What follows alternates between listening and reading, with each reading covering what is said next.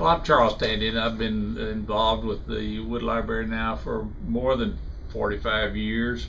This is just typical of some of the fantastic books that have been collected that portray the story of the development of what we think is America's greatest contribution to medicine.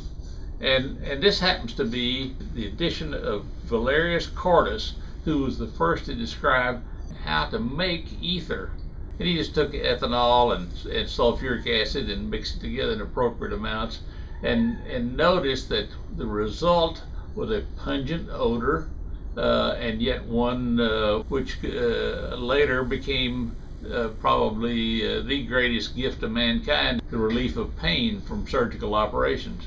And this book, when you look closely at it, is bound on with this is a vellum binding, and vellum is scraped calf skin, and this happens to have been pieces of vellum, and it's covered in pieces of vellum that was from another book somewhere. And if you'll notice closely, it also has some wormholes in it, and talk about the worms, and you can see that there is some effect from that, and those of us that are book collectors would like to have a pristine book, but on the other hand, we're delighted to have one that this is from 1561, which is some 15-16 years after Cordus's death, but it is depicting the various things that he had written and talked about in medicine.